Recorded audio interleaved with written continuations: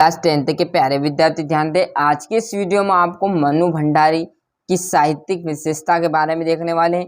तो देखिएगा, most important question है, 100% आने के चांसेस हैं। क्लियर। देखो यहाँ पर 3 नंबर में गिरजाकुमार माथुर की काव्यगत विशेषता में डाल दी, वो भी आ सकती है। मनु भंडारी की साहित्यिक विशेषता है ना, कोई भरोसा ना कौन सा क्वेश्चन पूछ ले, इसलिए हमें हर एक क्वेश्चन को इस प्रकार करना है कि जो कि परीक्षा में आ सकता है। इस दृष्टि से हमें याद करना है। तो देखिए मैंने लिख लिया, आराम से समझेगा यहीं पर, है ना। तो पहला है, मनु भंडारी की कहानियां और उपन्यासों में स्त्री मन से जुड़ी अनुभूतियां के चित्रण की प्रधानता है। मतलब जो मनु भंडारी की कहानी है, मतलब उन्होंने कहानी और उपन्यास दोनों लिखा है। तो मनु भंडारी की कहानी और उपन्यास में क्या है, एक तो स्त्री मन से जुड़ी, मतलब जो स्त्री के मन से जुड़ी क्या है, अनुभूति। ये कि शब्द याद रखना बस आपको। तो क्या है, स्त्री के मन से जुड़ी अनुभूतियों का चित्रण। लाइन मत देखो कि 3 है, आपको मेन पॉइंट पकड़ना क्या है, स्त्रियों के मन से जुड़ी अनुभूतियां। तो जो मनु भंडारी है, उन्होंने अपनी कहानी और उपन्यास में क्या किया है, तो मनु भंडारी की कहानी और उपन्यास में स्त्री मन से जुड़ी अनुभूतियां के चित्रण की प्रधानता है।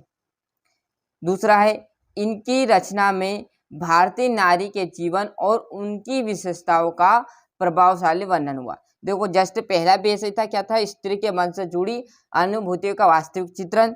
दूसरा भी इसी प्रकार, इनकी रचना, इनकी कहानी, इनके उपन्यास में क्या है, भारतीय नारी के जीवन, मतलब जो भारतीय नारी है उसका जीवन और उनकी विशेषता, मतलब जो उनकी जीवन में क्या चल रहा है, उनकी विशेषता का प्रभावशाली वर्णन हुआ है। मतलब उस पर बहुत अधिक जोर दिया गया है, किसमें, नारी के जीवन में। तो नारी के जीवन और उनकी विशेषताओं का प्रभावशाली वर्णन हुआ है।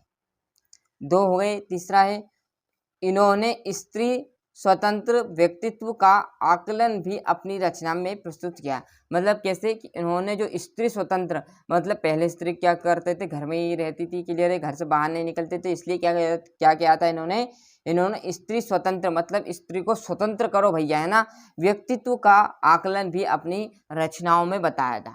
कि क्लियर है कि जो नारी उपभोग की वस्तु ना है, क्लियर है, इसे सम्मान की दृष्टि से देखा जाए। और क्लियर है, इन्होंने स्त्री स्वतंत्र व्यक्तित्व का आकलन भी अपनी रचना में प्रस्तुत किया। क्लियर है, ज़्यादा बड़ा क्वेश्चन नहीं था, एक ही पॉइंट से जुड़ा है, स्त्री, है ना, स्त्री मन से जुड़ी अनुभूतियों का चित्रण।